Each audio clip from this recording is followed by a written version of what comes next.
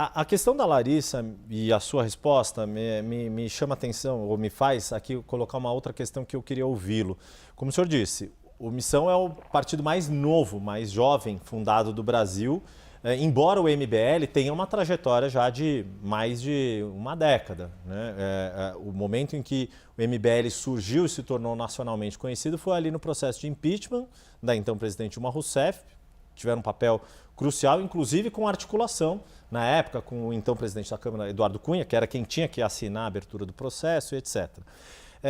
A fundação do partido, ela era essencial para ter uma candidatura como a sua, ou queria entender o que são as semelhanças e diferenças da atuação do MBL com a Missão. É claro que a questão ideológica, né, isso é igual, mas o que muda numa atuação de um movimento social, de redes sociais, como o senhor já explicou, e passa a ser no CNPJ partido. Tem uma série de outras questões, obrigações, deveres. E quais são os objetivos do Missão? É crescer igual os demais partidos, no sentido de poder ter acesso a fundo partidário, tempo de campanha na televisão, ter essa participação institucionalizada como os demais partidos? Yuri, eu vou responder usando o exemplo disso aqui que está na nossa mão celular. O público da CNN é um público qualificado, tá? Então há muitos empresários que vão entender. A Apple, que é o exemplo que eu coloquei aqui, ela sempre trabalhou a ideia de fazer o software e o hardware. Então, elas fazem o sistema operacional do computador e dos celulares e o celular em si. E quando você coloca o sistema operacional junto com a máquina, o funcionamento é melhor, há uma elegância de design, tudo é melhor para a experiência do usuário. Do ponto de vista político, eu tenho que juntar as ideias, então eu criei a segunda maior revista de política e cultura do Brasil, que é a Valete, um aplicativo, uma rede social própria para criar novas ideias. Nós criamos o Movimento Brasil Livre, onde a gente experimenta essas ideias através do ativismo, e o partido político Missão, em que nós institucionalizamos essa ação política. Então, toda a experiência da pessoa que vive as nossas ideias, ela é uma experiência que faz sentido, ela é coerente. Ela participa da produção das ideias, das discussões, dos fóruns de debate, ela vai para a aplicação nisso no mundo real, fazendo ativismo. E eu acho que ser um político sem antes ter sido um ativista é como jogador de futebol que não participou da categoria de base. Você tem que aprender a protestar na sua cidade, pressionar um vereador no teu município. Se você não fez isso, você vai ser um político incompleto. Então, e ao mesmo tempo, você nunca vai ser apenas um ativista se você quiser mudar o Brasil. Você tem que entrar no jogo político, participar das eleições, vencer eleições, participar de debates. Então, agora nós temos condições de fazer isso. E havia uma demanda, tanto que a própria pesquisa Atlas demonstrou que o Partido Missão, com apenas 5 meses de vida, já era o 4º partido favorito dos brasileiros. Então, havia uma demanda reprimida por um projeto desses. Então, nós estamos entregando um projeto que é completo e, nesse sentido, o futuro para a gente será muito diferente do futuro da maior parte dos partidos brasileiros. Por que eu falo entre aspas? Porque eles não são partidos, são legendas. Se o Kassab vem aqui participar de um debate, uma discussão com você, Yuri, ele vai falar sobre como ele pode ou não apoiar o governo Lula, ou pode não apoiar o governo Tarcísio, ou seja, o Kassab não tem um partido. Ele tem uma legenda que ele troca favores com os outros. Nós temos um partido, e isso é diferente. E aí eu respeito ainda quem é partido. Eu posso discordar essencialmente do PSOL. Mas é um partido, eles têm ideias e defendem as ideias deles. E aí eu quero participar do debate público enfrentando eles. Quem mais são partidos na sua avaliação? O PT é um partido. O PT é um partido de verdade, é um partido corrupto, é um partido com práticas criminosas ao longo da história dele, mas ele é um partido, ele defende teses, defende ideias, é oposição aos adversários dele. Agora, eu falar que MDB, PSD, PL, PP, União Brasil são partidos, isso é piada. Tanto que no Maranhão eu visitei cidades que eram administradas por todos eles e todos faziam campanha por Lula. Entendeu? Então qual o sentido disso? Não tem sentido. Lari? Pré-candidato, a gente estava aqui, abrimos, né, as nossas perguntas sobre as pautas do dia a dia. Eu queria voltar um pouquinho nesse assunto. Principalmente a pauta que deve dominar os próximos dias, até as eleições, que tem sido uma bandeira do Palácio do Planalto, ali dentro do Congresso Nacional também, que é o fim da escala 6x1. Eu gostaria de saber qual a opinião do senhor, né, enquanto pré-candidato, se tem partes que lhe agrada ou não, e como tem sido aconselhado também os deputados e senadores, não necessariamente do partido, que é um partido novo, mas que, né, do antigo MBL, que andam junto com o senhor nessa esfera política, digamos assim. Eu não fujo de perguntas dessa, eu digo isso porque eu fico vendo o meu concorrente no campo da direita, o Flávio Bolsonaro, avisar que ele não tem nenhuma posição sobre nada em termos econômicos, né? E lógico, ele tem medo de perder voto e isso trai o eleitor dele. O Flávio Bolsonaro não tem coragem de falar sobre isso. Nós somos contra essa alteração à lei e eu aviso para o trabalhador que está assistindo essa entrevista, você está sendo enganado. A discussão não é se você vai trabalhar mais ou menos recebendo o mesmo dinheiro. A discussão é se vai passar um projeto e aí você não terá mais o seu emprego. É basicamente isso. Porque nós já temos um país que está fora das cadeias globais de produção. Ou seja, as empresas brasileiras estão sendo tiradas dos processos internacionais de fazer um carro, de fazer um equipamento para um celular. A gente está ficando isolado e estamos primarizando a economia. Ou seja, a gente está vendendo soja, minério de ferro. Nós estamos ficando um país com empregos que pagam menos. Em vez de a gente gerar mais produtividade e capacidade de competir com o mundo, nós diminuímos isso. Então, nosso juros é super alto, a gente cobra um monte de imposto e a gente ilude o trabalhador. Olha, você pode trabalhar menos e ganhar a mesma coisa. Eu vou avisar o trabalhador. É mentira. É mentira. Estão te enganando, estão te enrolando. O Lula está fazendo isso. Igual ele falou que a taxa da blusinha não ia aumentar o preço das mercadorias, só para ele ganhar o voto, te iludindo na eleição e vencer a eleição. E a direita, que deveria ser corajosa, fazer oposição, não tem coragem de enfrentar. Aí, muito provavelmente, eles vão votar favorável. Ainda vão avisar assim, olha, não caímos no truque do PT. Só que milhões de pessoas podem perder emprego, empresas brasileiras podem perder competitividade, o empresário brasileiro perde força, mas em compensação a direita não caiu no truque da esquerda. Eu não consigo acreditar nisso. Eu não consigo acreditar numa política que não seja, assim, brutalmente honesta e sincera. Então eu posso perder votos com o que eu estou falando aqui, mas eu prefiro que perder o voto, falando a verdade, do que ganhar o voto e depois eu ter que fingir que eu meti o louco no período eleitoral. Eu não acredito nisso. Isso me remete a uma comparação que você mesmo, que o senhor mesmo já fez, com Javier Milei, com o que foi a campanha dele na Argentina e o que tem sido o governo dele, a forma dele de governar. O quanto que um governo Renan Santos seria uma versão brasileira de Javier Milei? O que o senhor admira e o que o senhor faria melhor do que Javier Milei tem feito na Argentina? É uma grande pergunta, Yuri, porque ele pegou um país quebrado e um país sem esperança. E acho que a virada da esperança na Argentina começou na vitória da Copa do Mundo. Aí, para mim, seria muito bom se o Brasil ganhasse, para a gente ter uma virada de esperança no Brasil. E o Milei, ele assume o país, né, nesse momento estranho, e durante o período eleitoral, ele fez o que eu acabei de fazer agora. Ele avisou, olha, eu vou fazer reformas que muitas pessoas vão dizer que são impossíveis de se fazer, que vai fazer as pessoas sofrerem, e sim, no começo vai ser difícil, mas eu prometo que no médio prazo, longo prazo, vocês vão ver a diferença. Eu vou fazer justiça através dessas reformas. Ele fala da la casta, que são os privilegiados. Eu vou mexer com os privilegiados, com os políticos privilegiados, com os magistrados privilegiados, e, pois bem, eu falo a mesma coisa. Há uma tradição, porque, assim, eu também quero avisar o eleitor, a pessoa que está nos assistindo agora. Os políticos não fazem propostas, eles falam com os marqueteiros deles e os marqueteiros avisam o que é popular de se falar no meio de uma câmera.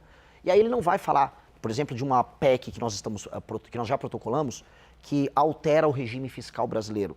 Que é uma PEC que faz novamente uma reforma da Previdência, porque vai precisar mexer. Nós já protocolamos, desculpa, só para explicar aqui para quem está nos vendo, pelo deputado Kim Kataguiri, que é o atual deputado que o Missão tem, foi eleito na época pelo União Brasil, né? Exato. E pôde migrar para o Missão agora. Então ele protocolou, exatamente, essa é uma PEC que altera regime previdenciário e assim, quem falar para você que não vai fazer reforma nisso está mentindo, que altera as indexações e as vinculações, que são temas muito difíceis de explicar, acho que a gente nem tem tempo de explicar aqui, mas que são temas que vão ter uma resposta muito forte da esquerda e dos sindicatos. E aí todo político vai falar com o seu marqueteiro e vai falar, não, isso é impopular. O Milei falou na Argentina, olha, eu vou fazer, eu vou comprar a briga. E eu falo a mesma coisa, nós precisamos comprar essa briga e quem fugir da discussão está mentindo. Mas o que eu aviso também, vou comprar a briga, pode soar difícil no começo, mas depois de um ano eu vou poder trabalhar nas alíquotas dos impostos e eu vou poder trabalhar na queda dos juros. E aí o seu dinheiro vai valer mais e o produto vai custar menos. Aí você vai sentir que você está ganhando mais dinheiro, você vai ter mais capacidade de pagar suas contas e de viver melhor. O que eu aviso é o brasileiro, né, o corpo da economia brasileira é um corpo doente. E você não vai resolver um corpo que está doente dando sorvete para ele. O Lula ficou oferecendo sorvete para o corpo doente. Toma agora um Vale Gás, toma uma energia elétrica. E o Flávio, ele não fala nada. Não vou falar nada, tá, doente? Eu vou ficar quieto porque uma hora você vai sair andando. Dica, não vai sair andando, o corpo vai morrer e eu vou ter que dar um remédio muito amargo. Mas depois do remédio amargo, o corpo vai voltar a funcionar. Larissa? Pré-candidato, eu queria entrar em alguns assuntos que também têm sido pauta, principalmente no Congresso Nacional, e que eu tenho visto alguns posicionamentos do senhor nas redes sociais. Eu queria saber a opinião do senhor, por exemplo, sobre o PL da misoginia e outros textos também que nos últimos tempos têm focado em tentar evitar a violência contra a mulher, que tem sido crescente no nosso país. O senhor é contra esse PL? O porquê? Qual que o senhor disse dessa necessidade de tentativa de se aproximar das mulheres? Como fazer esse caminho num público que, até onde a gente tem acompanhado, não tem uma preferência direta pelo senhor pelos últimos posicionamentos? Grande pergunta. Veja, quando eu rodei o interior do Maranhão, quando eu rodei o interior do Ceará, fui em cidades tomadas pelo Comando Vermelho, quando eu fui no Rio de Janeiro, absolutamente nenhuma mulher me parou para falar que estava muito preocupada com o avanço da misoginia em redes sociais. Elas estavam preocupadas que o filho delas estava sendo assaltado, que a filha delas estava sendo assaltada, que ela estava sendo assaltada. Falou, por favor, acaba com esses bandidos. Inclusive, as pesquisas demonstram que há uma preocupação com a violência, ela é enorme. Está sempre violência e corrupção dentre as maiores preocupações do brasileiro. Ela também está preocupada se a escola que o filho dela está estudando está alimentando bem a criança, e se a criança está aprendendo, e se ela vai ter um transporte bom para ir e voltar do trabalho dela, porque essa mulher, em geral, uma mãe solteira, cujo pai, em muitos casos, não paga a pensão e ela é obrigada a cuidar da vida. Essas são preocupações materiais e concretas. Só que a gente chega nas redes sociais e vem essas discussões do movimento feminista, que olha, nós precisamos discutir a misoginia. O que isso gera? Perseguição a pensamento diferente em redes sociais, ou como eu vi num concorrente de vocês na televisão, algumas especialistas falando que se um homem interromper uma mulher num ambiente de trabalho, isso é misoginia. Pois bem, sendo misoginia, isso seria equiparado à injúria racial, crime inafiançável. Então nós começaremos a ter, vamos dizer, empresas se preocupando em talvez não contratar mulheres, pessoas evitando relacionamentos pessoais, relacionamentos amorosos, com medo de uma criminalização das relações. Então, em vez de a gente focar no que realmente interessa às mulheres, nós criamos espantalhos e ficamos focados nesses espantalhos. Eu não consigo acreditar nisso. E aí eu vejo, né, a esquerda interessada em obter votos, fazendo demonstração de virtude no Congresso. Agora vai acabar a misoginia. E a direita covarde votando junto com medo de perder voto entre as mulheres. Eu volto para a minha mesma posição para esse caso 6x1. Quer ajudar as mulheres a não serem alvo de violência? Vamos aumentar as penas para qualquer crime violento contra a mulher. O marido bateu na mulher, vamos aumentar a pena porque a pena não está alta. Pai que não paga a pensão, e isso é assim, a típica família brasileira é uma mãe solteira com um cara que está evitando pagar a pensão. Pai que não paga a pensão, as penas têm que ser muito altas, até porque às vezes ele vai preso e aí tem a remissão da dívida. Tem que pagar e tem que ser preso porque botou o filho no mundo, tem que cuidar. Inclusive, é legal a gente estender um pouco essa pergunta. Há um estudo da FGV de 2007 que mostra que os rapazes que cometem crime no Brasil são filhos de famílias que não têm a presença paterna. Ou seja, o pai não está presente com essa criança, ainda gera um menino que acaba sendo disfuncional e acaba cometendo crimes violentos, perpetuando um ciclo de violência. Então, a mulher sofre muito nisso. Então, vamos atingir essas áreas? Vamos atingir áreas que são centrais para melhorar a qualidade de vida da mulher? Eu prefiro fazer isso do que só fazer esse discursinho meio bonitinho, que para mim não vale nada. Então, para ver se eu entendi, quer dizer, na base de aumentar a punição para qualquer homem que cometa qualquer tipo de crime contra a mulher, em especial nesses casos envolvendo violência doméstica, familiar. Exato, e um agravante sobre um problema que aflige as mulheres, que são as mães solteiras, que é o fato do marido evadir do pagamento da pensão e não estar presente na criação da criança. Isso é um problema social gigantesco. Eu volto a colocar, isso é a base do nosso problema de violência. A gente fala, como resolver a segurança pública? Tem que botar a polícia, tem que destruir as facções? Tem. Só que quem é a força de reposição, quem é a mão de obra barata que o crime vai buscar? É um menino que quase sempre tem um pai ausente. Vulnerável, não tem um exemplo masculino. E a correlação, inclusive, entre a ausência de pai e cometimento de crime por esse jovem é maior do que, por exemplo, desigualdade social. Para a gente ver o quão grande é esse impacto. Então, nós temos que corrigir isso. Homem vagabundo que não quer pagar a pensão da mulher ou quer abandonar a criança, esse cara a gente vai atrás dele. Precisa ir. O senhor mencionou a questão aí do combate ao crime organizado e também tem sido uma referência que o senhor sempre tem citado nas políticas de segurança pública, que é o presidente de El Salvador, Nayib Bukele, que se tornou uma referência que muitas lideranças, principalmente aqui na América Latina, têm citado. Agora, El Salvador é um país incomparavelmente menor do que o Brasil.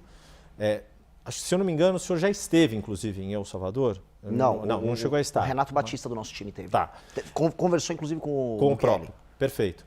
O que foi, então, aprendido desta conversa do Renato, da sua equipe, com o presidente El Salvador, que é de fato aplicável aqui no Brasil, e como que, na sua avaliação,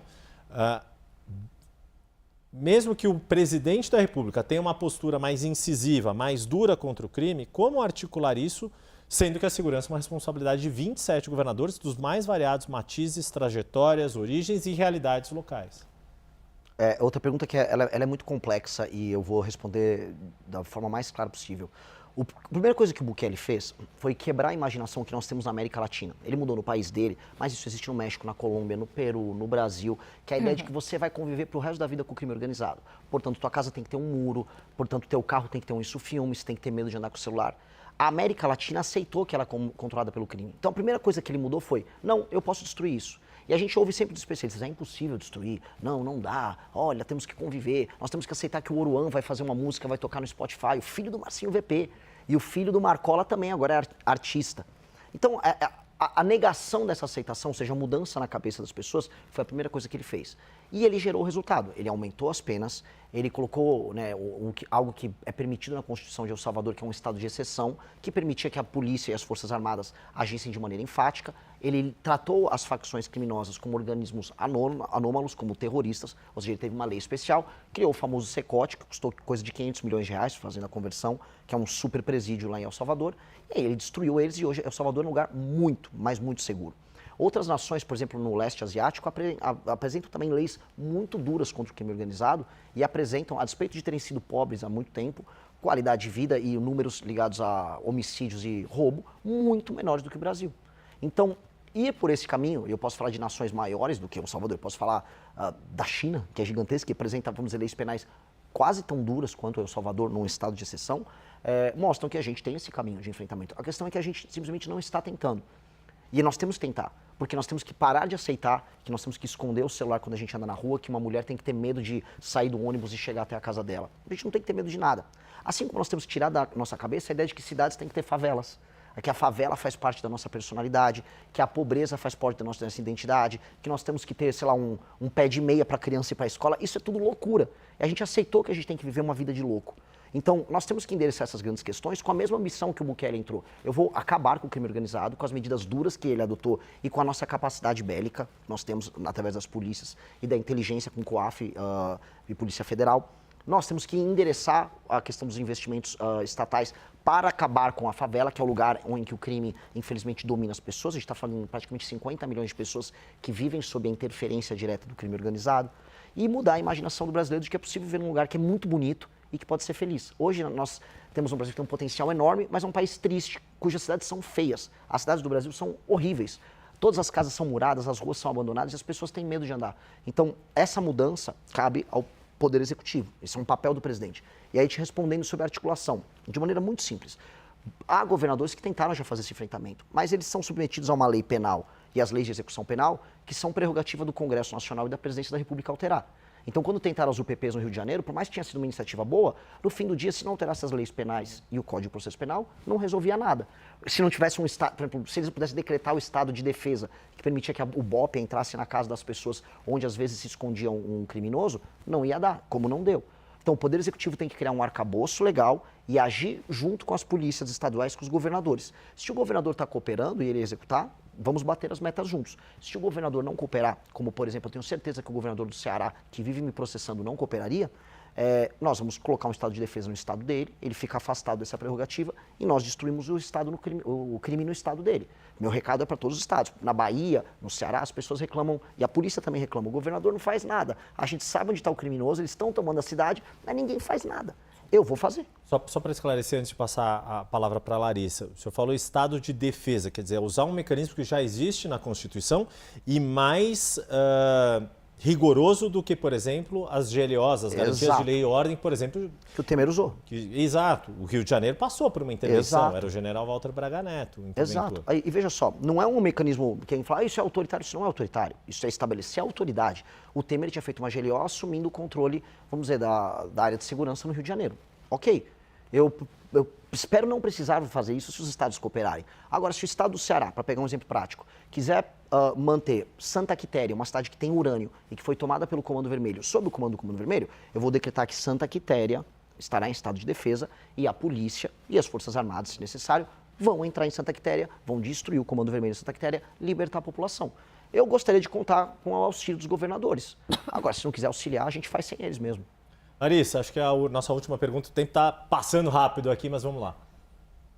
Uma última pergunta, então, antes da gente encerrar. A gente tem percebido críticas a alguns candidatos, posso citar até o próprio candidato, pré-candidato, né, Flávio Bolsonaro, de falta de experiência com o executivo.